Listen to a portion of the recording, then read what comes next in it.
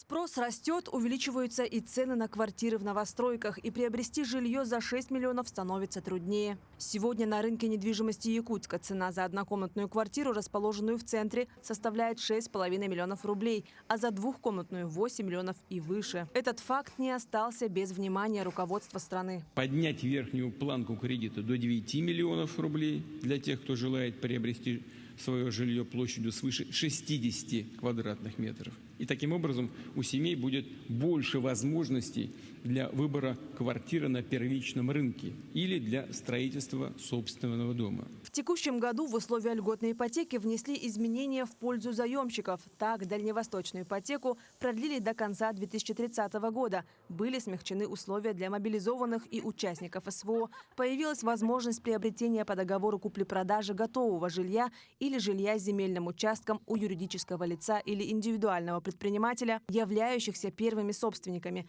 а также строительство дома через аккредитованного подрядчика без поручителя и залога. В дальнейшем условия планируется расширить еще по нескольким критериям. 2% годовых на 20 лет пока что. Этот срок хотят увеличить, но рассматривают данный вопрос до 30 лет. Ежемесячный взнос стал бы меньше. То есть для многих семей, многодетных особенно, даже 15, 20, 30 тысяч в месяц платить ежемесячный платеж – это как бы нелегко. 6 миллионов – это максимальная сумма ипотеки. Но рассматривается вопрос о том, чтобы увеличить эту сумму до 9 миллионов, соответственно.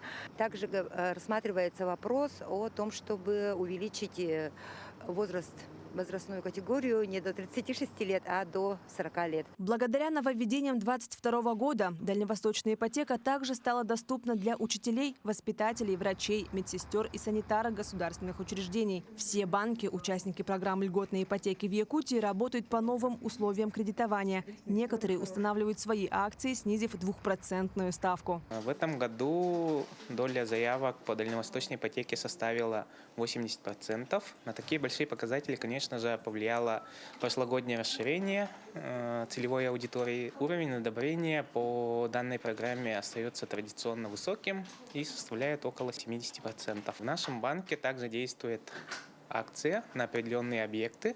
Минимальная ставка по дальневосточной ипотеке составляет 1,5%. Самый часто задаваемый вопрос у заемщиков остается по условиям одобрения ипотеки. Для того, чтобы банк его одобрил, надо иметь хорошую кредитную историю, а также иметь стабильный доход. Кредитная история плохая, если у вас в течение 3 последних лет есть какие-то просрочки. По поводу доходов. Да, доходы человек должен отработать на последнем месте работы 3 месяца, получать заработную плату и, значит, если человек хочет максимально использовать все 6 миллионов рублей, то ему потребуется зарплата где-то около 50 тысяч в месяц.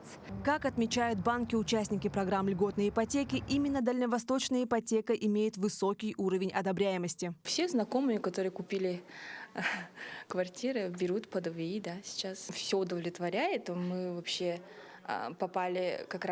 купили как раз в тот момент, когда было завышение цен, и мы как раз купили по минимальной цене. Были страхи, что не одобрят, да, тогда у нас была вообще маленькая заработная плата у обоих, небольшая была, поэтому были, конечно, страхи. Напомним, получить ипотеку по такой льготной ставке вправе супруги в возрасте до 35 лет включительно, родители-одиночки такого же возраста, участники программы «Дальневосточный гектар», педагоги и медицинские работники, которые проработали на Дальнем Востоке не менее 5 лет, россияне, которые ранее проживали на территории Украины, ДНР и ЛНР, вынужденные переехать и в настоящее время живут на Дальнем Востоке. Марфирина Алексеева, Иван Саркаумов, Якутск.